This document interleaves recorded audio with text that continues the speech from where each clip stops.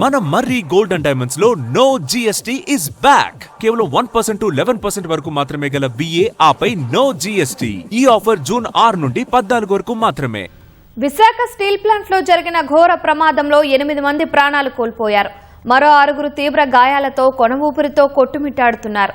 భారీ పేలుడుతో 1540 డిగ్రీల వేడితో ఎగిసిపడిన 150 టన్నుల ఉక్కు ద్రావణం మృతదేహాలను బొగ్గుల్లా మార్చేసింది.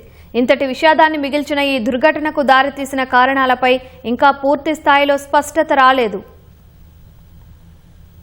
ఉత్సాహంగా ఉద్యోగానికొచ్చారు. అందరూ కలిసి సరదాగా మాట్లాడుకుంటూ పనిచేస్తున్నారు. అంతలోనే పెద్ద శబ్దం. ద్రవపు ఉక్కు సముద్రంలోని అలల్లా ఒక్కసారిగా మీద పడింది. పక్కకు తప్పించుకునే అవకాశం కూడా లేదు.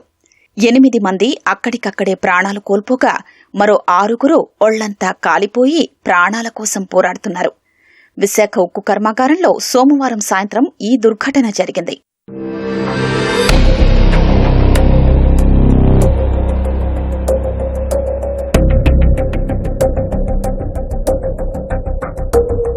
విశాఖ స్టీల్ ప్లాంట్లో స్టీల్ మెల్ట్ షాప్ 1లో బ్లాస్ట్ ఫర్నెస్ నుంచి టర్బో ల్యాడిల్ ద్వారా కన్వర్టర్కు ద్రవ ఉక్కు చేరవేస్తారు. మిశ్రమాలు కలిపిన తర్వాత అక్కడి నుంచి ల్యాడిల్ ద్వారా కాస్టింగ్ మిషన్లకు చేరుస్తారు. ఈ విభాగంలో మొత్తం 6 కాస్టింగ్ మిషన్లుంటాయి. ద్రవ ఉక్కును కంటిన్యూ కాస్టింగ్ డిపార్ట్మెంట్లోని మెషిన్లలో పోసి బ్లూమ్స్గా చేస్తారు.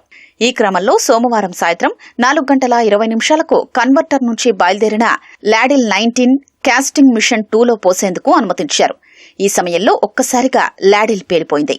దీంతో 1540 డిగ్రీల సెల్సియస్ వేడితో ఉన్న ఉక్కు ద్రవం ఎగిసిపడి భారీగా మంటలు వ్యాపించాయి. అక్కడ విధుల్లో సుమారు 14 మంది ఒప్పంద శాశ్వత కార్మికులు పనిచేస్తున్నారు. వారిలో 8 మందిపై ఉక్కు ద్రవం పడి ఎక్కడ నిల్చున్నవారు అక్కడే కాలిపోయారు. మరో 6 కార్మికులు తీవ్రంగా గాయపడ్డారు. వారికి తొలుత ఉక్కు ఆసుపత్రిలో చికిత్స చేసి మెరుగైన సేవల కోసం విశాఖ నగరంలోని పలు ప్రైవేటు ఆసుపత్రులకు తరలించారు.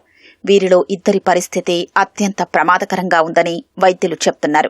మృతులు ఉక్కు నగరానికి చెందిన manager Gold Kumar, slide operator G V Apparao, గాజువాకకు చెందిన స్టాండ్ 3 కె ప్రభాకర్ రావు, అగనంపూడికి చెందిన shift change stand 1 Gontana Bhanukumar, Kakani నగర్కు చెందిన సిపిఎం స్టాండ్ 4 ఎం కృష్ణనాగు, ఇస్లాంపేటకు చెందిన ఒప్పంద కార్మికుడు నక్కా వెంకట్రమణ, అప్పన్న కాలనీకి చెందిన ఒప్పంద కార్మికుడు త్రినాథ్, ఒప్పంద కార్మికుడు నక్కరాజు అప్పలరాజుగా గుర్తించారు. ఉక్కు యాజమాన్యం పరిహారం ప్రకటిస్తుందని RINL ప్రతినిధులు వినయ్ కుమార్, రాధిక, భాను తెలిపారు. అయితే మృతుల కుటుంబాలు, కార్మిక, ఉద్యోగ సంఘాలు మృతదేహాల్ని పోస్టుమార్టంకు తరలించడానికి అంగీకరించలేదు. యాజమాన్యం వచ్చి పరిహారం ప్రకటించే వరకు ఉక్కు జనరల్ ఆసుపత్రి మార్చురీ నుంచి మృతదేహాల్ని తీసుకెళ్లనివ్వబోమంటూ అంబులెన్స్లను అడ్డుకున్నారు. దీంతో సోమవారం రాత్రి ఉద్రిక్త పరిస్థితులు ఏర్పడ్డాయి.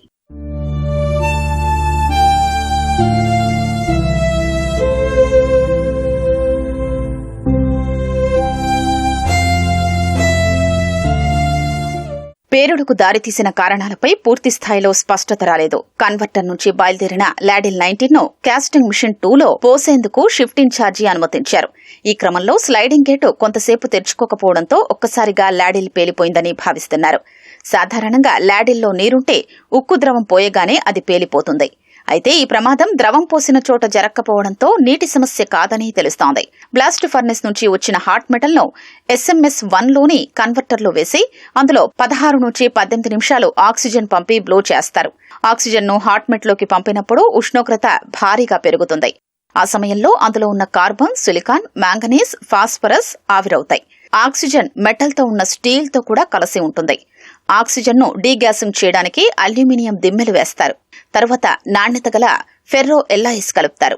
అక్కడి నుంచి ఆర్గాన్ రిన్సింగ్ స్టేషన్కు ల్యాడిల్ తెస్తారు. అక్కడ మెటల్లో కరగకుండా ఉండిపోయిన వాటిని కరిగించడం, కావలసిన ఉష్ణోగ్రత స్థాయికి తీసుకురావడం కోసం నైట్రోజన్, ఆర్గాన్తో రిన్సింగ్ చేస్తారు. తర్వాత దీన్ని తీసుకెళ్లి కంటిన్యూస్ కాస్టింగ్ మిషన్లో LNT స్టాండ్ పై పెడతారు. ల్యాడిల్లో ఉన్న ద్రవపు ఉక్కును కిందకు పంపి బ్లూమ్స్ తయారీకి పంపుతారు. అయితే ఇన్ఫీరియర్ అల్యూమినియం సరిపడా వేయకపోవడం వల్ల ప్రమాదం జరిగిందా? అల్యూమినియంలో నాణ్యత లేకపోవడం, సమపాళ్లలో కలపకపోవడం వల్ల జరిగిందా? ఉక్కు ద్రవాన్ని తొందరగా పంపడం వల్ల గ్యాస్లు ఉత్పత్తి కావడంతో ఒత్తిడికి గురై పేలిందా అనే కోణాల్లో పరిశీలించాల్సి ఉంది.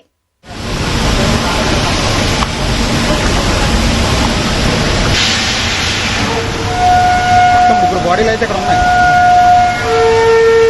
బాబాయ్ దీంతో పట్టుకెళ్ళిపోయి శక్తి కావాలి మాకు. SMS 1లో కాస్టింగ్ మిషన్ 2 వద్ద ప్రమాదం జరిగినప్పుడు 15 మంది పనిచేస్తున్నట్లు సమాచారం. ఈ గదిలో అత్యధిక వేడి వాతావరణం ఉంటుంది. ముగ్గురు 2 గంటల పాటు పనిచేస్తే 2 గంటలు పక్కనే ఉన్న కంట్రోల్ రూంలోని గదిలో విశ్రాంతి తీసుకుంటారు. ఇది నిరంతర ప్రక్రియ. ఈ నేపథ్యంలో ప్రమాదం జరిగినప్పుడు ముగ్గురు ఆ గదిలో ఉండడంతో ప్రాణాలతో బయటపడ్డారు. మిషన్ 2 వద్ద ఉన్న 12 మందితో పాటు పక్క మిషన్ వద్ద ఉన్న మరో 2కి గాయాలయ్యాయి.